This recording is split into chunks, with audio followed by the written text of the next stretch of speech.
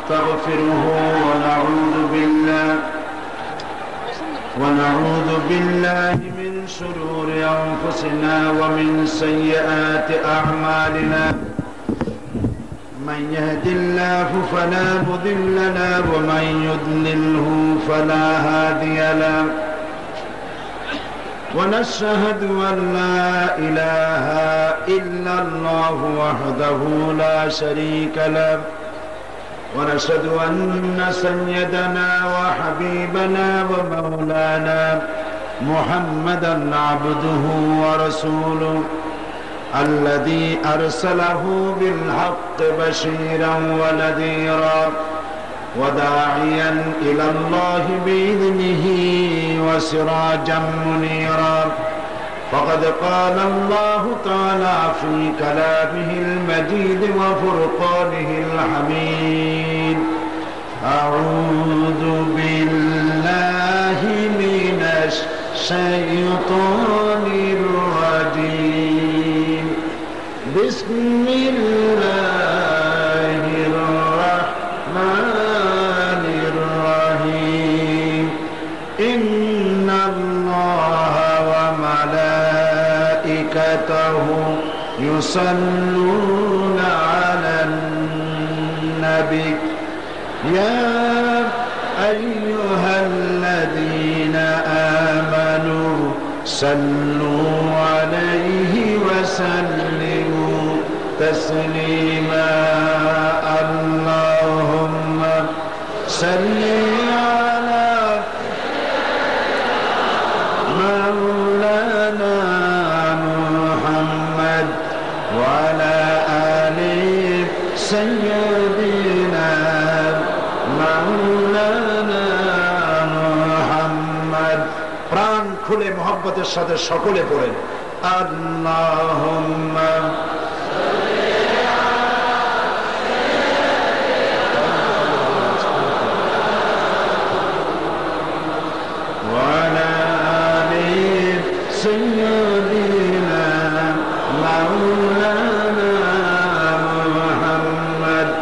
بلغ العلا بكماله كشف الدجى بجماله حسنت جميع خصاله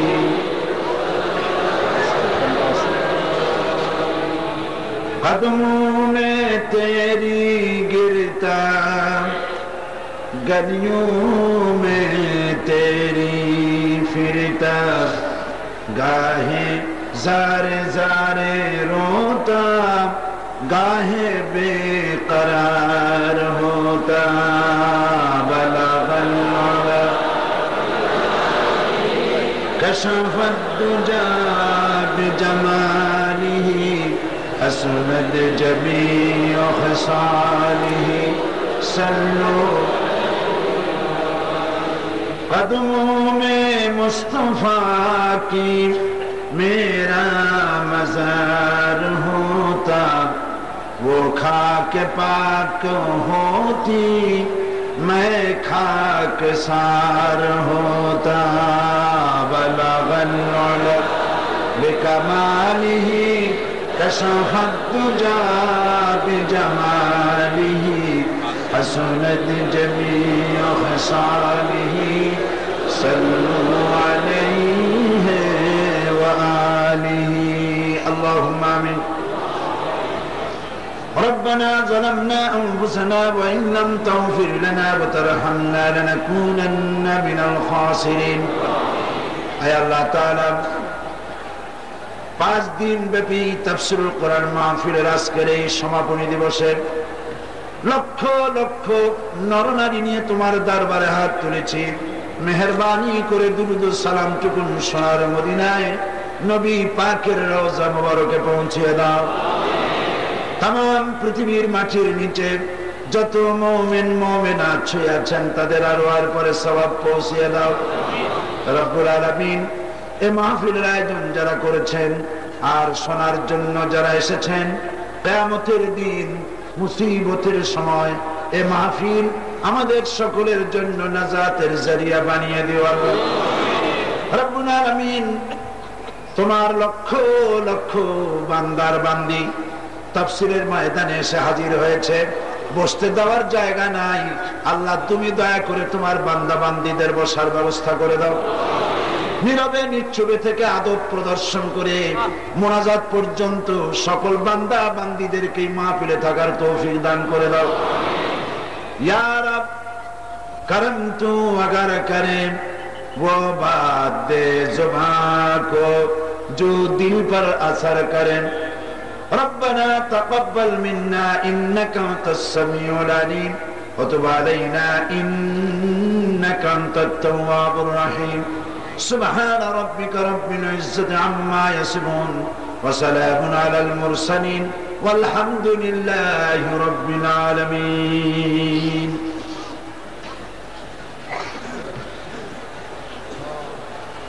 जनाब सभापति शेखुल हदीस अल्लामा हजरत मौलाना शमसुद्दीन साहेब मद्दिजुल्लुहुल आली आजकेर महफिलेर रौनक बख्श मेहमान औलाद रसूल अल्लामा हजरत मौलाना अनवार हुसैन ताहिर जाबिरी अल मदानी अताल अल्लाहु उम्रहु व बारक अल्लाहु फी हयाती। हज़रात उलमाए किराम, उपस्थित बांग्लादेशेर विभिन्न जिला থেকে আগত, পার্শ্ববর্তী দেশ থেকে আগত আল্লাহর বান্দা ও বান্দিরা, এই মাহফিলে উপস্থিত हज़रात उलमाए किराम, সুধী মণ্ডলী, শ্রদ্ধা মা ও বোনেরা, প্রিয় সাংবাদিক বৃন্দ, আসসালামু আলাইকুম ওয়া রাহমাতুল্লাহি ওয়া বারাকাতুহু।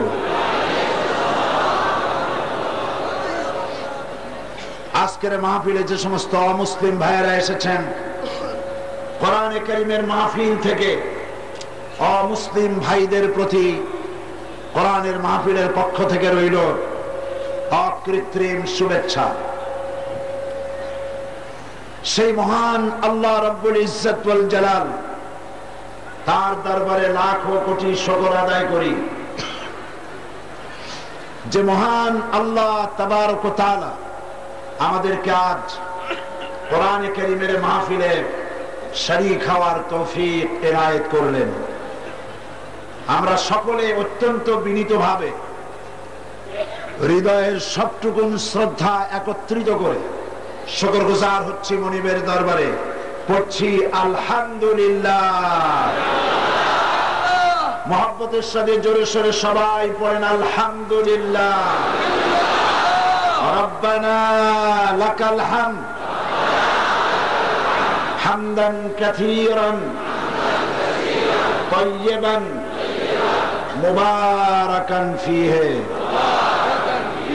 या रब्बी लकल हम्दु कमा यंबगी लिजलाले वजहिका व अज़ीमे सुल्तानिका।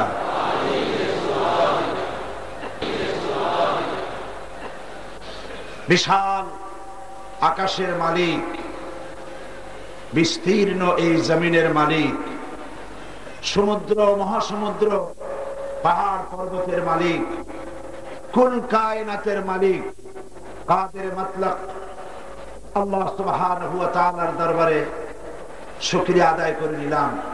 তিনি দয়া করে কোরআনের মাহফিলে আমাদের মতো গোলামদেরকে উপস্থিত হওয়ার তৌফিক এনায়েত করেছেন। রাসূল করিম সাল্লাল্লাহু আলাইহি ওয়াসাল্লামের জীবনে অসংখ্য মুজিজা সংঘটিত হয়েছিল। সেই মুজিজা সমূহের ভিতরে শ্রেষ্ঠ মুজিজা কোনটি? আল কোরআন।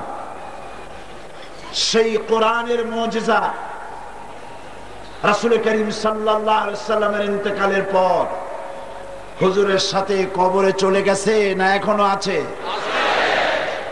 আজ পর্যন্ত থাকবে না ভবিষ্যতেও থাকবে? কিয়ামত পর্যন্ত এই মুজিজা পৃথিবীর মানুষের কাছে স্পষ্ট হয়ে থাকবে। সেই মুজিজা, কোরআনে কারীমের মুজিজা আপনারা কি দেখতে চান? সেই কোরআনে কারীমের মুজিজা দেখুন। এতদিন কোরআনে কারীমের মুজিজা হাদিস শরীফে পড়েছেন, আজকে চোখে দেখুন। এই বাংলাদেশে সমস্ত মন্ত্রী পরিষদ, প্রেসিডেন্ট সুদ্ধা কোটি কোটি কোটি টাকা খরচ করে এ ধরনের সমাবেশ করা কি সম্ভব?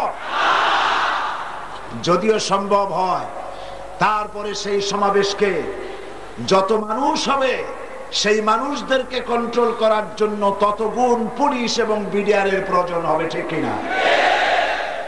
আজ এই বিশাল জনসমুদ্র বঙ্গোপসাগর যেন নিজেই ময়দানে হাজির হয়ে গিয়েছে।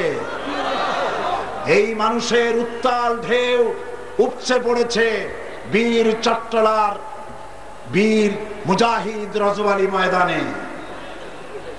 আর চতুর্দিকে তাকিয়ে দেখুন তো, কোন আর্মি, কোন বিডিআর, তাদের অস্তিত্ব কি দেখা যায়? পুলিশ ভাইরা যদি থাকেন, আপনাদের মতো শ্রোতা হয়ে বসে আছে, ঠিক কিনা? কেউ বসার জন্য অনুরোধ করে? এত বিশাল জনতা, নারী এবং পুরুষ নিশ্চুপ হয়ে যার যার জায়গায় পিন পতন নীরবতা স্তব্ধতা যাপন করে মানুষ যে বসে আছে, এটাই হচ্ছে কোরআন শরীফের জীবন্ত মুজিজা। আল্লাহ পাক এই মুজিজা আমাদেরকে চোখে দেখার তৌফিক দিলেন, বলি আলহামদুলিল্লাহ। আমার মনে হয় মহসিন কলেজের দিকে, এই রাস্তার দিকে প্রচন্ড ভিড় জমেছে, সেজন্য মানুষদের কষ্ট হচ্ছে। সব থেকে নিরাপদ আপনারা যদি যার যার জায়গায় বসে পড়েন, সেটাই নিরাপদ হবে। যদি দাঁড়িয়ে থাকেন, চাপাচাপি হবে, নিজের জীবন নিজেরা বিপন্ন করবেন না। আমি সকলের প্রতি অনুরোধ করি, আজকে বেশি লম্বা কথা বলবো না, কারণ আপনারা বহুদূর থেকে এসেছেন, ফিরে যেতে হবে। আজকে কথা বলবো সংক্ষিপ্ত ইনশাআল্লাহ। আমি অনুরোধ করব, যার যার জায়গায় বসে পড়ুন, আওয়াজ করবেন না। যা বলতে হয় আঙ্গুলের ইশারা দিয়ে বলুন। আঙ্গুল দিয়ে কথা বলা যায় না, ফিঙ্গার ল্যাঙ্গুয়েজ, আঙ্গুল দিয়ে কথা বলা যায় না, চোখ দিয়ে কথা বলা যায় না। সুতরাং চোখ দিয়ে আঙ্গুল দিয়ে ইশারা করে কথা বলুন। চুপ, এই আওয়াজটাও করবেন না, তাতেও বিশৃঙ্খলা হবে। সুতরাং আপনারা রাস্তায় যারা আওয়াজ করছেন, আপনাদের আওয়াজকে বন্ধ করুন। আমি এরপরে আর একটি কথাও এই সম্পর্কে বলবো না। আল্লাহ সকলকে ধৈর্য ধারণ করে বসার তৌফিক এনায়েত করুন। আমরা এসেছি কোরআনে কারীমের আলোচনা শোনার জন্য। এই কোরআনে কারীম থেকে আমি আপনাদের সামনে আলোচনা করব বিমাশিয়াতিল্লাহ বিইজনিল্লাহ। তবে আমার তো কোনো সেই ধরনের ইলম নাই যা দিয়ে আপনাদেরকে আমি বুঝাতে পারবো। সুবহানাকা লা ইলমা লানা ইল্লা মা আল্লামতানা আলাইহি তাওয়াক্কালতু ওয়া ইলাইহি উনীব। সেই মহান আল্লাহ রাব্বুল আলামিনের দরবারে ফরিয়াদ করছি, তিনি যেন দয়া করে আপনাদের সামনে যে ধরনের কথা বললে পরে আপনাদের উপকার হবে, আমার নিজের ফায়দা হবে, তেমন কথাগুলি যেন বলার তৌফিক আল্লাহ পাক আমাদেরকে দান করে দেন। আমি আপনাদের সামনে আলোচনা করতেছিলাম কোন সূরা থেকে, মনে আছে তো? সবাই আমার সাথে পড়েন, যাতে করে শয়তানের ওয়াসওয়াসা থেকে আমরা বেঁচে যাই। পড়েন, আউযু বিল্লাহি মিনাশ শাইতানির রাজীম। বিসমিল্লাহির রাহমানির রাহিম। বিতাড়িত মরদুদ শয়তানের ওয়াসওয়াসা থেকে পানাহ চাই পরম করুণাময় আল্লাহ রাব্বুল আলামিনের নামে শুরু করছি। ইয়া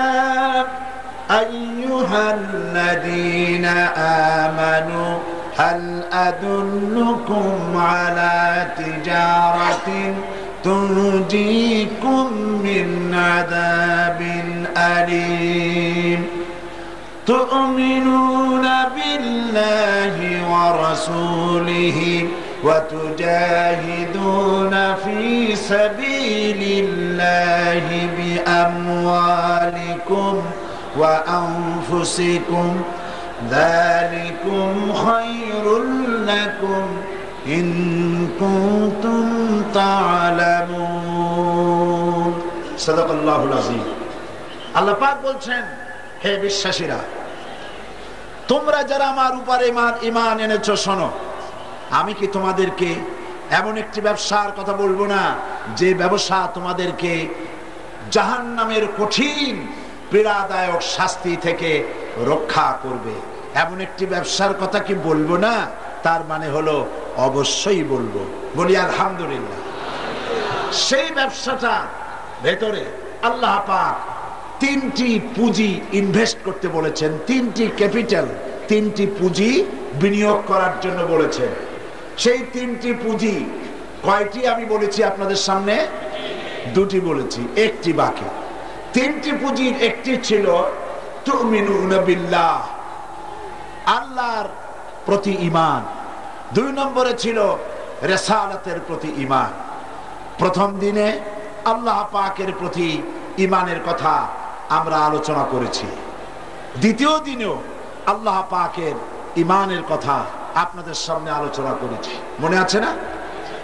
তৃতীয় এবং চতুর্থ দিনে রিসালাতের উপর ঈমান, আকীদাগত কতগুলি কথা বলেছি, যে রাসূল করিম সাল্লাল্লাহু আলাইহি সাল্লাম মানুষ ছিলেন। মনে আছে কথাগুলি? তিনি কি ছিলেন? মানুষ ছিলেন। এবং তিনি গায়বের ইলম ততটুকুন জানতেন যতটুকুন আল্লাহ পাক তাকে জানিয়েছিলেন। আল্লাহ পাক যে অর্থে আলিমুল গায়ব, মুহাম্মদ সাল্লাল্লাহু আলাইহি ওয়াসাল্লাম সেই অর্থে আলিমুল গায়ব নন। এই কথাগুলি মনে আছে কিনা? এবং আরো বলেছিলাম, রাসূল করিম সাল্লাল্লাহু আলাইহি ওয়াসাল্লাম তিনি হচ্ছেন খাতামুন নবিয়্যিন, সর্বশেষ নবী, তারপরে আর কোন নবী আসবে না। এই আকীদাগত কথাগুলি আপনাদের সামনে আমি আরজ করেছি। আজকে বলবো ওয়া তুজাহিদুনা ফি সাবিলিল্লাহি বিআমওয়ালিকুম ওয়া আনফুসিকুম যালিকুম খায়রুল লাকুম ইন কুনতুম তা'লামুন। আল্লাহর রাস্তায়, এটা হলো 3 নম্বরের পুঁজি। আল্লাহর রাস্তায় জিহাদ করতে হবে মাল দিয়ে আর জান দিয়ে। যালিকুম খায়রুল লাকুম, এরই মধ্যে তোমাদের কল্যাণ নিহিত। ইন কুনতুম তা'লামুন, যদি তোমরা ইসলামকে বুঝে থাকো, তাহলে এরই ভেতরে এই তিনটি জিনিস বোঝা আর আমল করার মধ্যেই তোমাদের কল্যাণ নিহিত রয়েছে। বলি আলহামদুলিল্লাহ। এখন জিহাদ, ওয়া তুজাহিদুনা ফি সাবিলিল্লাহ, আল্লাহর রাস্তায় জিহাদ করতে হবে। জিহাদ কাকে বলে?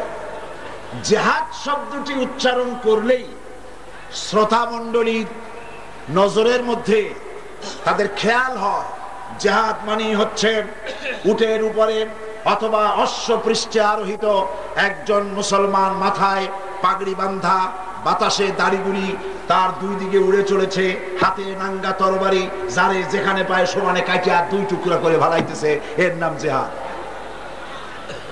এর নাম কি জিহাদ? অমুসলিমদের হাতে কলম ছিল, ওয়ালাকিন কলমদার কাফে দুশমনাস্ত, দুশমনদের হাতে কলম ছিল। মুসলমানদের শ্রেষ্ঠ ইবাদত ঈমানের পরেই শ্রেষ্ঠ ইবাদত কোনটি? عن أبي ذر رضي الله تعالى عنه قال قلت يا رسول الله أي العمل أفضل قال الإيمان بالله والجهاد في سبيل الله। হযরত আবু যর রাদিয়াল্লাহু তাআলা আনহু জিজ্ঞেস করছেন, হে রাসূল, সবথেকে আফজাল আমল কোনটি? হুজুর বলেছেন ঈমান। তারপরে কোনটি? তারপরে হচ্ছে আল্লাহর রাস্তায় জিহাদ।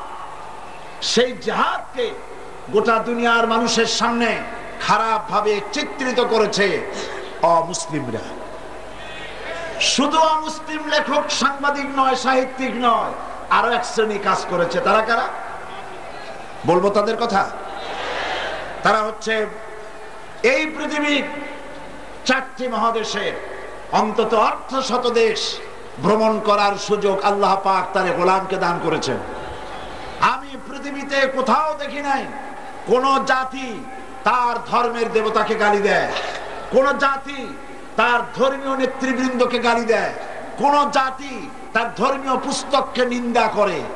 পৃথিবীর মধ্যে একমাত্র পোড়া কপালিয়া জাত মুসলমান নামধারী এক শ্রেণীর বুদ্ধিজীবী, এক শ্রেণীর সাংবাদিক তাদের পত্র পত্রিকায়, তাদের কবিতার সাহিত্যে, তাদের নাটকে, তাদের কবিতায় আল্লাহর কোরআনকে গালি দিচ্ছে, মুসলমানদেরকে গালি দিচ্ছে। এর চাইতে বড় পোড়া কপাল আর কেউ হতে পারে না।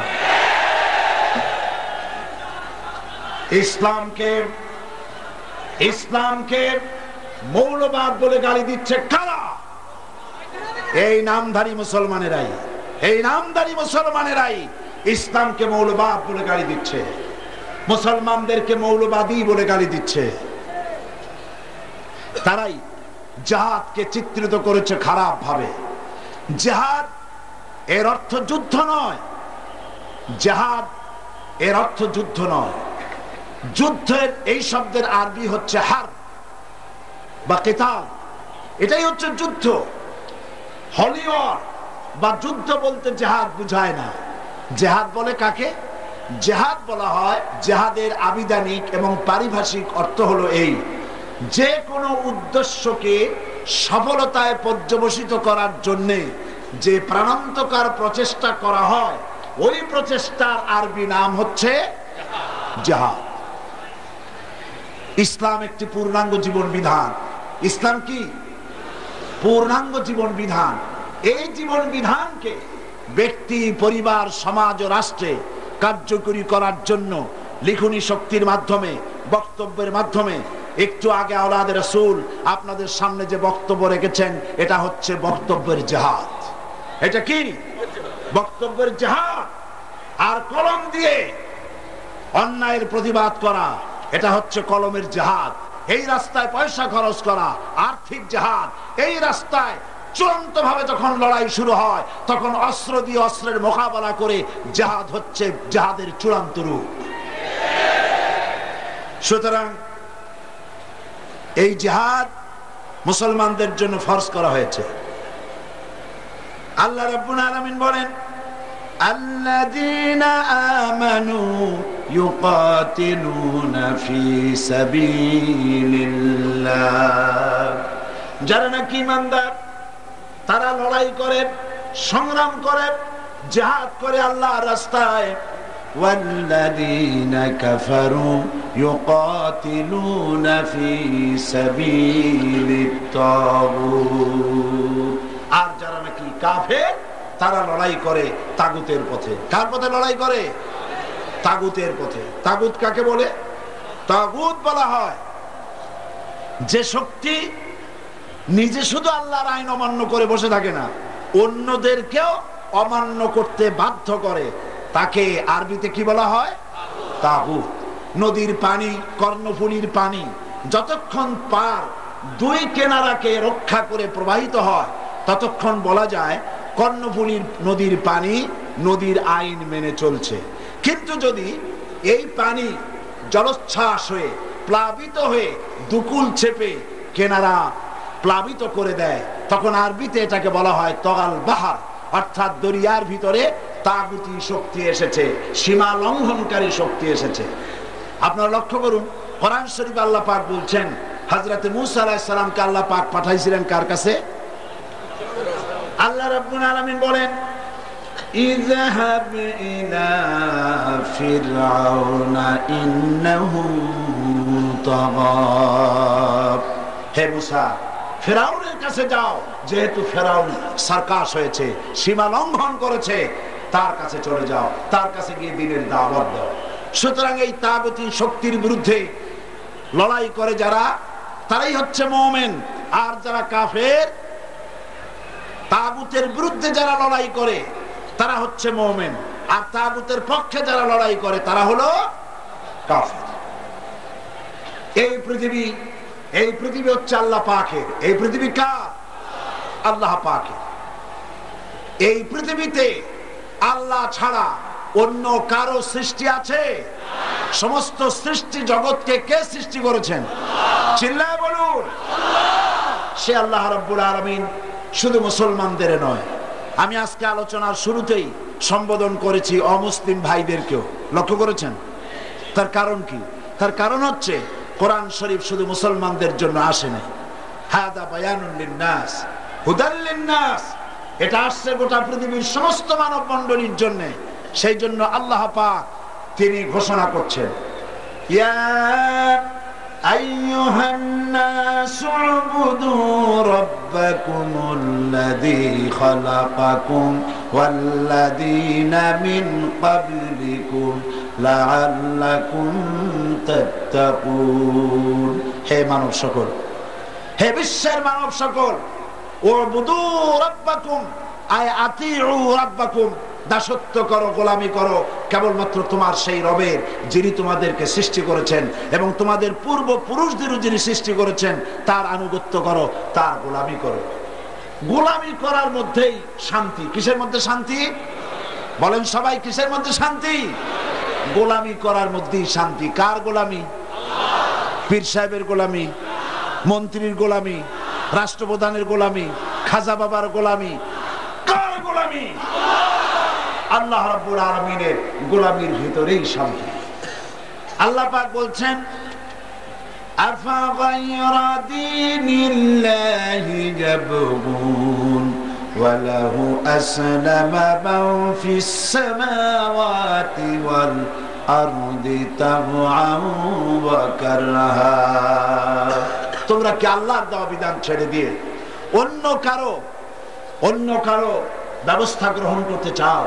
ওয়ালাহু আসলামা মান ফিস সামাওয়াতি ওয়াল আরদ, অথচ আকাশে যা কিছু আছে, জমিনে যা কিছু আছে, সব আইন মেনে চলছে কার? আল্লাহ। আরো জোরে বলুন, ওয়ালাহু আসলামা মান ফিস সামাওয়াতি ওয়াল আরদ, আকাশে যা আছে, জমিনে যা আছে, সব আইন মানতেছে আল্লাহর আইন মানে বলে মহাশূন্যে চন্দ্র সূর্য গ্রহ নক্ষত্র সৌররাজি সব শান্তির ভিতরে আছে, দরিয়ার ভিতরে মাছেরা শান্তিতে আছে, জঙ্গলের ভিতরে জঙ্গলি প্রাণীগুলি শান্তিতে আছে। আল্লাহর আইন মানে বলে। আর আল্লাহর আইন যারা মানে না তাদের মধ্যেই চরম অশান্তি। কারা মানে না আল্লাহর আইন? কারা মানে না? মানুষের আল্লাহর আইন মানে না, সেজন্যই অশান্তি। এই পৃথিবীর অশান্তি দূর করার জন্য পৃথিবীর মানুষেরা চেষ্টা কম করে নাই। চেষ্টা করেছে কিনা বলে? পৃথিবীর মানুষেরা চেষ্টা করেছে কিনা? মানুষেরা এই পৃথিবীর মানুষকে শান্তিতে রাখার জন্য চেষ্টা করেছে। সেই চেষ্টা করে তারা 1920 সনে প্রথম বিশ্বযুদ্ধ হয়ে যাওয়ার পর লিগ অব নেশনস তৈরি করেছিল, যাতে করে আর যুদ্ধ বিগ্রহ না হয়। কিন্তু লিগ অব নেশনস যুদ্ধ বন্ধ করতে পারে নাই। 1939 সনে আবার বিশ্বযুদ্ধ শুরু হয়ে গেল। এই যুদ্ধ চলল 1945 সন পর্যন্ত, যেটাকে সেকেন্ড গ্রেট ওয়ার বলা হয়, দ্বিতীয় বিশ্ব মহাযুদ্ধ। এই দ্বিতীয় বিশ্ব মহাযুদ্ধে কোটি কোটি মানুষ ক্ষতিগ্রস্ত হলো, লক্ষ লক্ষ মানুষ মারা গেল, কোটি কোটি বিলিয়ন ডলারের ক্ষতি হলো গোটা পৃথিবীর। আর যাতে যুদ্ধ না হয় সেজন্য তৈরি হলো ইউএনও, ইউনাইটেড নেশনস অর্গানাইজেশন, আকওয়ামে মুত্তাহিদা তৈরি হলো, জাতিসংঘ তৈরি হলো। আমি প্রশ্ন করতে চাই, এই জাতিসংঘ কি মানুষের পৃথিবীর কোন উপকার করতে পেরেছে? কোন উপকার করতে? বরং জাতিসংঘ হচ্ছে আমেরিকার হাতের পুতুল, যা বলে তাই শোনে। মাটির পুতুল যেমনে নাচায় তেমনে তারা নাচে। এই জাতিসংঘের কাছে থেকে ফতোয়া আদায় করে বসনিয়ায় অস্ত্র বিক্রি করা এমবার্গো দিয়ে রেখেছে। চেচনিয়ার মানুষগুলি সমানে মারতেছে, কোনো দায়িত্ব নাই আমেরিকার, দায়িত্ব নাই জাতিসংঘে। কাশ্মীরের মানুষগুলিকে মেরে শেষ করে ফেলছে, কোনো দায়িত্ব নাই জাতিসংঘের, ঠিক কিনা? এই জাতিসংঘের কাছে আমি মাহফিল করেছি, জাতিসংঘের সামনে বক্তব্য রেখেছি। সেখানে বক্তৃতা করতে গিয়ে আমি বলেছি, আমি জিজ্ঞেস করেছিলাম যে জাতিসংঘ যেখানে বিল্ডিংটা তৈরি হয়েছে এর আগে এখানে কি ছিল? তারা বলল এই জায়গায় এটা ছিল কসাইখানা। এখানে শূকর গরু ছাগল জবাহ করে এখান থেকে মাংস গোশত ডিস্ট্রিবিউট করা হতো, এখান থেকে বিক্রি হতো। এটা হলো জবাহ কেন্দ্র। সেই জায়গা খরিদ করে জাতিসংঘের অফিস বানানো হয়েছে। বললাম কাজ তো খারাপ হয়নি, ভালোই হয়েছে। যেখানে পশু জবাহ করা হতো সেইখানে এখন অফিসিয়ালি পৃথিবীর মানবতাকে জবাহ করা হচ্ছে। জাতিসংঘের অবস্থা দেখলে আমার কাছে এরকম মনে হয়, আমি আরো একবার বোধহয় এখানে বলেছিলাম, এক বাড়িতে আগুন লেগেছে। আগুন লাগার পর সে চিৎকার মেরে বলছে, ভাইয়ের আমার, বোনের আমার বাড়িতে আগুন লেগেছে, যার কাছে যা আছে তাই নিয়ে ঝাঁপায় পড়ো। তোর বন্ধু, এক বন্ধুর ছিল টেইলরিং শপ, বন্ধুর বাড়ি আগুন লেগেছে শুনে সে তখন কি নিয়ে যাবে, যার কাছে যা আছে তাই নিয়ে যেতে বলেছে। ওর চতুর্দিকে ছিল কাপড়ের টুকরা, এক বস্তা কাপড়ের টুকরা নিয়ে ছুটলো বন্ধুর বাড়ির আগুন নেভাবার জন্য। আর একজনের ছিল রাইস মিল, 2 বস্তা তুষ আর কুড়া নিয়ে ছুটলো। আর একজনের ছিল সমিল, 1 বস্তা কাঠের গুঁড়া নিয়ে ছুটলো। আর একজনের ছিল পেট্রোল পাম্প, মাশাআল্লাহ, কয়েক শত গ্যালন পেট্রোল নিয়ে ছুটলো। বন্ধুর বাড়ি কি নিভাবে? আগুন নিভাবে। এই সব বন্ধুদের উপকরণ গিয়ে যখন পড়লো আগুনের মধ্যে, তখন বেচারার যাও 2-1খানা খুঁটি বাঁচত, তাও শেষ। জাতিসংঘের অবস্থা তাই হয়েছে। পৃথিবীর মানুষের শান্তি দেওয়ার জন্য বললো, যার কাছে যা আছে তাই নিয়ে আসো। রাশিয়া বললো, আমার কাছে সমাজতন্ত্র আছে, ঢেলে দিল তাই। আমেরিকা বললো, আমার কাছে পুঁজিবাদ আছে, ঢেলে দিল তাই। আরেকজন বললো, আমার কাছে ন্যাশনালিজম আছে, ঢেলে দিল তাই। ভারত বললো, আমার কাছে ধর্ম নিরপেক্ষতার পচাবড়ি আছে, ঢেলে দিল তাই। সুতরাং পৃথিবীর মানুষের তৈরি করা এই সব মতবাদ ঢাললো যেই জাতিসংঘের মধ্যে, সেইখানে পৃথিবীর অশান্তির আগুনের ভিতরে ঘৃতাহুতি দিয়ে গোটা দুনিয়ার অশান্তির আগুনকে 1000 গুণে প্রজ্বলিত করে দিয়ে দুনিয়ার মানুষকে ভেজে পুড়ে শেষ করে দিল। সুতরাং আমি আজ এই কোরআনের মাহফিলে বলতে চাই, এই জাতিসংঘ মুশরিকদের জাতিসংঘ, নাস্তিকদের জাতিসংঘ, মুরতাদদের জাতিসংঘ, এই জাতিসংঘ ইহুদিদের জাতিসংঘ, এইটা খ্রিস্টানদের জাতিসংঘ, আল্লাহর কসম মুসলমানদের জাতিসংঘ নয়।